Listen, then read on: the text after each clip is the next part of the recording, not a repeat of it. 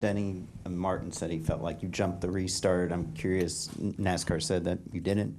I'm curious, like, what is the strategy in trying to go right there, right when you can? Yeah, I mean, I went right at it for sure. I did that because I saw those guys rolling to me. The 22 was laying back. The 19 was rolling a couple miles an hour quicker than I was, so I wasn't going to let them have an advantage that my team earned on pit road. So certainly made sure once my nose got there, I took off right away. But still, we were side by side and down the water into turn one.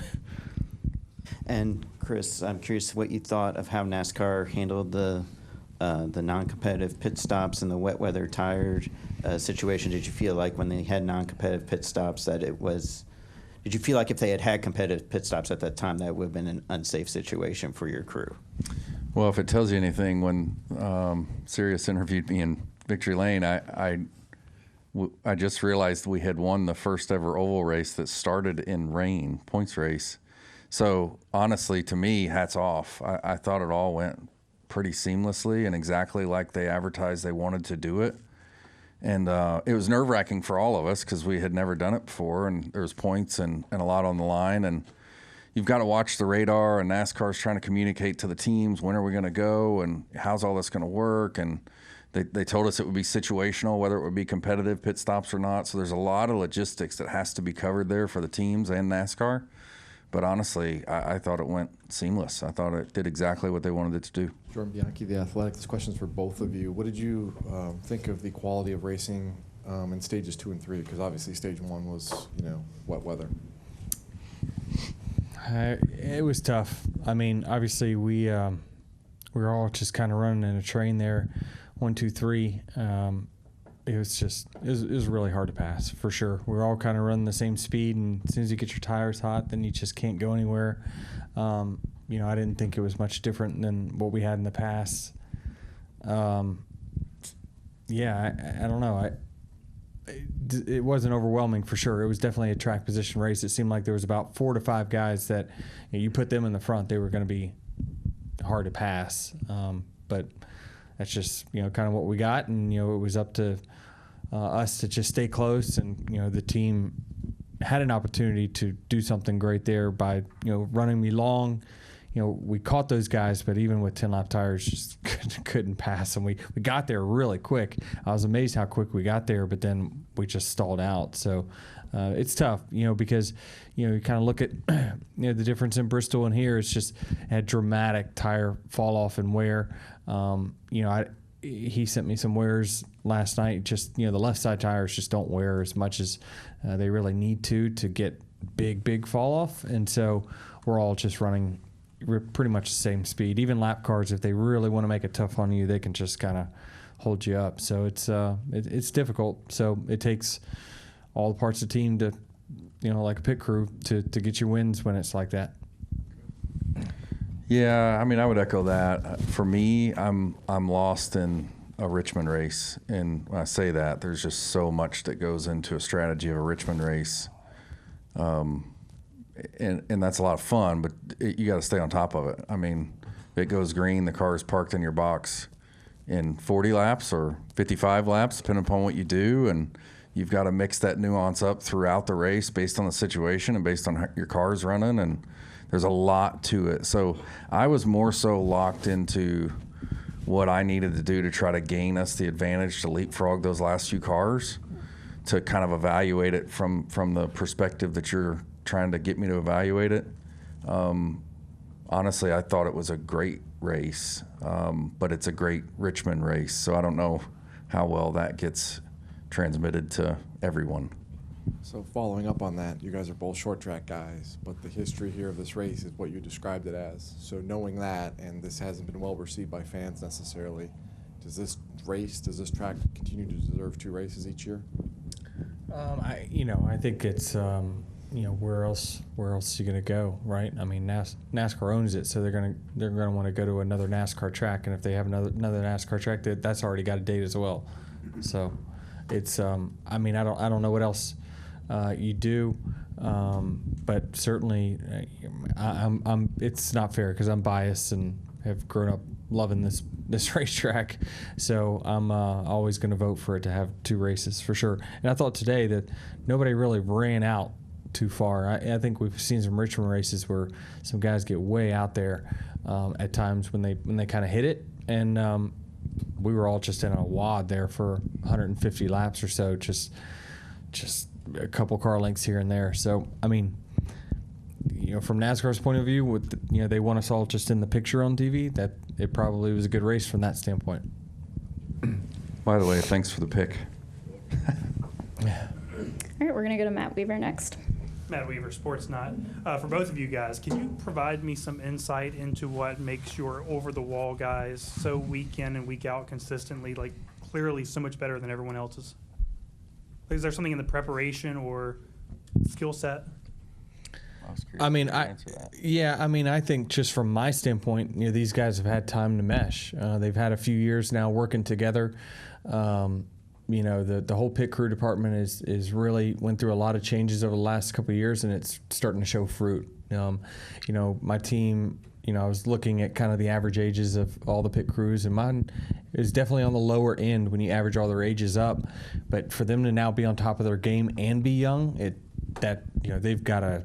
I mean, they're right there at the top already, and who knows how far they can go. So it's just there's a lot to it when you can get some get people working together, and it's no different than mine and Chris's relationship. Just over time, you get to understanding each other. Their next move, and and I think that certainly with a pit crew that's got a lot of choreographed stuff that they have to do, and everyone's watching each other's toes and not stepping on each other.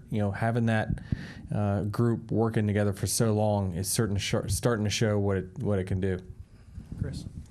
Yeah, I'm the engineer, but he did a great job of quantifying, or of a lot of the quantifiable stuff, honestly, and I don't want to diminish that. Joe Gibbs Racing took a path in the Gen 7 era that just honestly didn't work. And at a sports top level, when you fall behind and there's constant improvement being had by all the top teams, it's difficult to catch up. There's a chance you won't.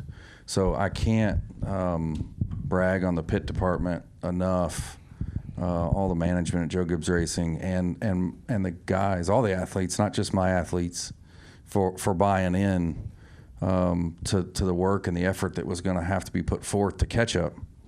But really what I want to speak to is the intangibles, because that's where magic happens. It's people that believe that they can do more than they can as individuals. And my team, not just my pit crew, my team, they pull the rope selflessly.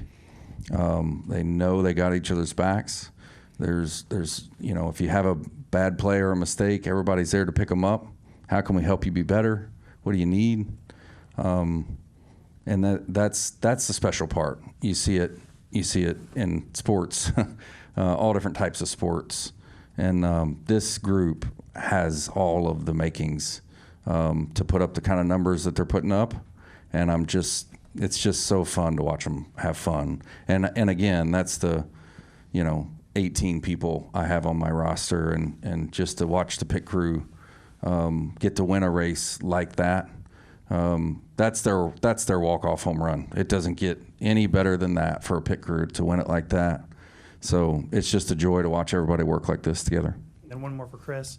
The decision to run long there at the end, and I'm curious, was there an option to even, it's kind of a moot point now, but to split that final stage, which is longer, in half, or is there something that goes into that we don't even see? Yeah, I just lost count of the laps. No, it's the love. It's Richmond. That's what I love about it, because the previous stop in that race, we opened the stint. I mean, we were the first ones to come. But there's certain things that I look for at this track that are very well known and understood. And I was honestly caught off guard a little bit by when our competition pit for the second time. But again, the relationship and the trust. And I'm sure when they peeled off when they did, a part of him's thinking, oh, boy. I knew what you were doing. Here we go again. This guy's going to I run knew me exactly what long you're and doing. put it on my back and carry me back to the front. But it's numbers, it's math. He feeds off all that. He understands the analytics that goes into it. It doesn't mean that you're going to make the right decision every time, but it really takes that buy-in. So it's a chess match out there, and you can make one wrong move that will hurt the next 60 laps. I thought for sure we had it, to be honest with you, as that last run was starting to unfold. And there was one very particular reason that we didn't, that he and I talked briefly about. That wasn't anything he did. It was some gamesmanship by some damn smart racers in front of us. The math should have worked out, and it didn't, but that's why Richmond's awesome. And we found another way to win it. When that caution come out, I knew he was right back in the game. Thank you. Okay, before we can continue, do we have any additional questions for Chris? All right, Chris, thanks so much for joining us, and congratulations on the win. Okay, we will continue on over here.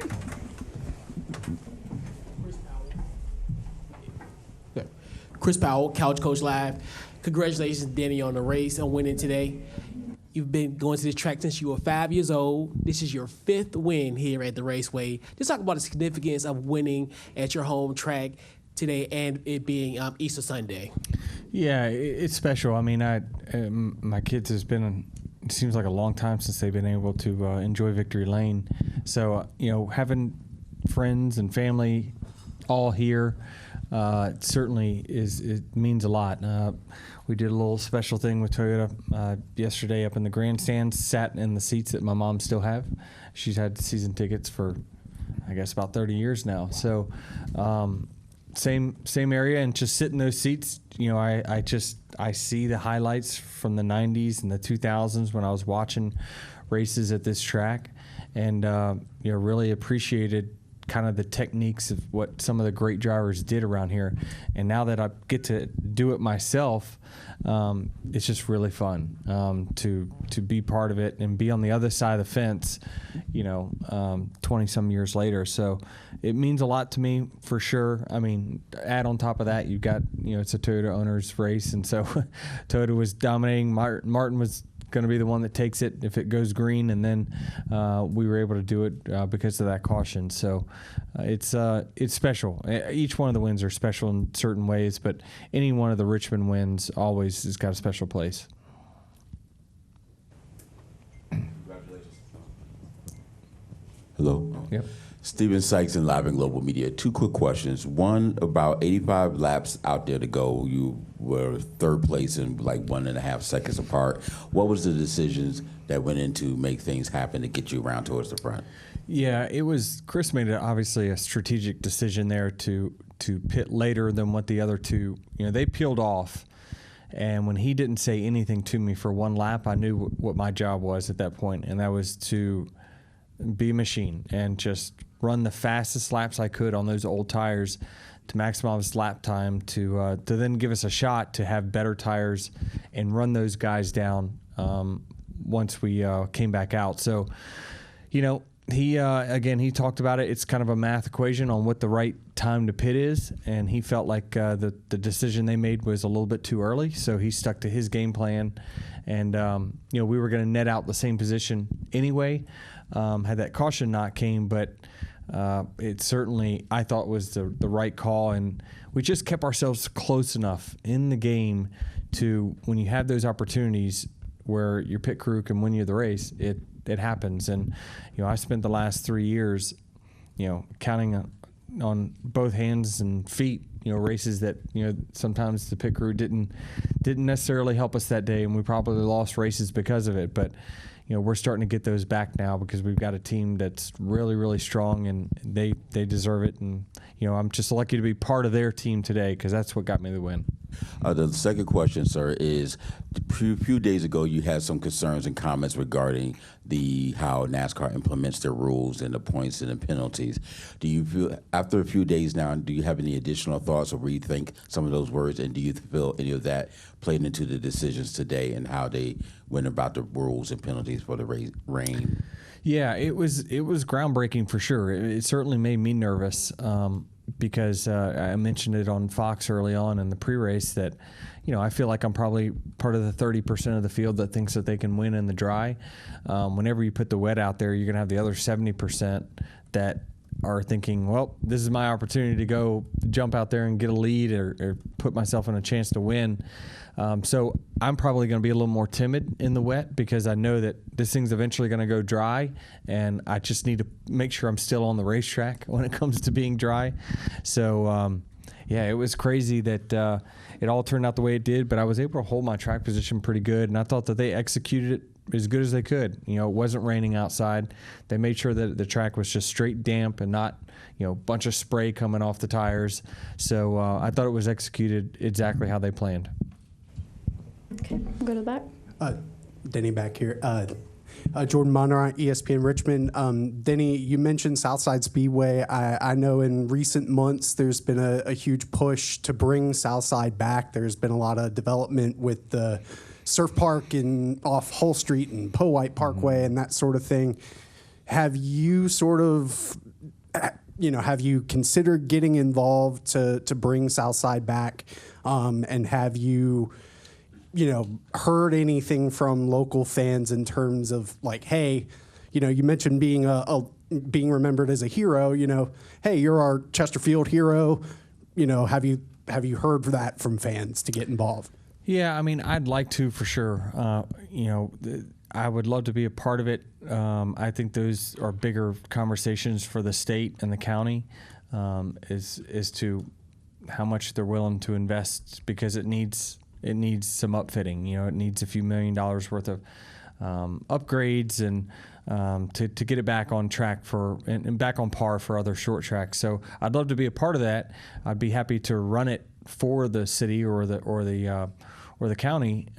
But as far as investing my own money in it, it's just very, very hard unless you're going to build a multi-use facility there, which is what needs to be done. You can't just rely on running one night a week and that place being able to survive. You got to have go-karts there. You got to have concerts there. You got to have all kinds of different stuff that people can do. And certainly that area has grown up tremendously over the last decade or two. So it's in a prime location. It's just a matter whether the city or state wants to put funding behind it to keep it going. Davey Siegel with Sirius XM NASCAR Radio. To the point of what you said about your pit crew, and given with the Gen 7 era, everything on track is closer, everything on pit road is closer, how satisfying is it for you to know that literally, the numbers bear it out, whenever you come down, you're probably not going to lose anything, you're likely going to gain something, and in a situation like tonight, to your point, they kind of won you this thing. Yeah, they did. Tonight was them, for sure. And I feel like I just went through a 2-year period in 2020, maybe 2021, where every time I came down pit road, I was terrified. I was like, please just only lose one spot. Like, it was bad for a really long time. And so it's just finally has turned the page and we're going the other way now. So, these guys have been together for, I think, 3 consecutive years now. They were on Martin's team, a few years ago, but they were young. And they were making a lot of mistakes that first year, and the pit crews and the drivers got together and they wanted to make changes, and so I ended up with those guys at really the right time, right when they were starting to all click on all cylinders. So, I was certainly torn because it looked like Martin was going to win. When the caution came out, I wasn't crazy overjoyed because I always think about all the bad times on pit road, and I'm thinking, well, man, I just had a good finish, and now we're we have an opportunity to go backwards. But I knew that if I maximized my job on pit road, and there's so many metrics that go into being good yellow line to yellow line on pit road. The pit crew's definitely a big part of it, but me as a driver doing my job with my pit road speed, how I enter the box, how I exit the box, all that really mattered. And I knew about halfway through the stop when they dropped the jack on the right side in about 3.5 seconds, I'm like, oh boy, this is going to be a fast one. So I knew it was going to be really close, and I knew at that point, just don't stall the car. That was that would have been the most embarrassing thing that I possibly could have done, is take the win from them if I made that kind of mistake. But then, we still got to race it out on the green, white checkered. So this is certainly the new age NASCAR of how you can win races, because it is so equal on the racetrack that really the pit crew is the ones that really make a difference when everyone's running the same speed. Unrelated but related to your crew chief, did you pick Purdue in your Final Four for him? I have him winning. For him? No, not because of him. I liked them. So I only filled out one bracket, and it was for 2311 employees, and so I have Purdue winning. They're not going to beat UConn, but it's at least a shot. All right, we're going to take 2 more questions for Denny. We're going to go to Zach, and we're going to finish with Bob.